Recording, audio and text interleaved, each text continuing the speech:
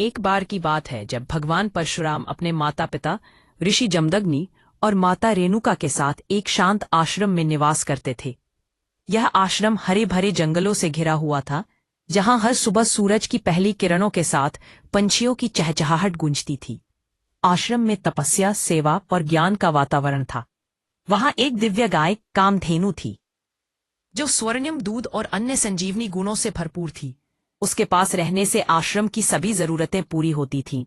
एक दिन जब बादल गहरे होने लगे थे और गरजते बादल आसमान में उमड़ने लगे थे, शक्तिशाली राजा कार्तवीर्य अर्जुन अपने भव्य रथ और सैनिकों के साथ उस जंगल में पहुंचे। उसकी आंखों में एक लालच था जो उसके दिल को काले धब्बों से भर रहा था।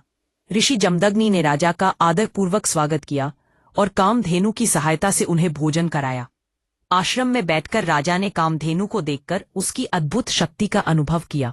राजा की लालच उसके दिल से बाहर निकल आई और उसने कामधेनु को जबरदस्ती ले जाने की योजना बनाई।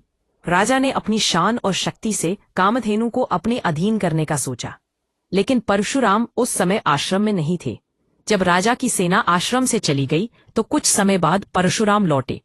उन्होंने देखा कि माता रेणुका और ऋषि जमदग्नि चिंता में थे। जब उन्हें पूरी घटना के बारे में बताया गया तो उनके दिल में एक गहरी वेदना उभर आई।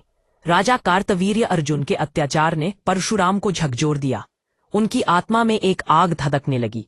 उन्होंने ठान लिया कि जब शासक ही धर्म भूल जाएं, तब धर्म की रक्षा के लिए खड़ा होना आवश्यक है।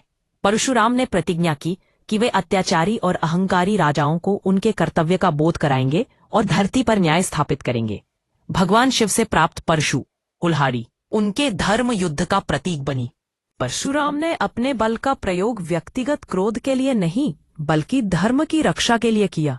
उन्होंने 21 बार धरती से अधर्मी शासकों का अंत किया, जिससे न्याय और संतुलन स्थापित हुआ। उनके कार्यों ने लोगों को आश्वासन दिया और उन्हें एक नई राह दिखाई। इसके बाद परशुराम ने अपने शस्त्र त्याग दिए और फिर से तपस्या और ज्ञान के मार्ग पर लौट आए। इस प्रकार परशुराम ने हमें सिखाया कि जब अन्याय होता है, कब हमें खड़े होना चाहिए और धर्म की रक्षा करनी चाहिए।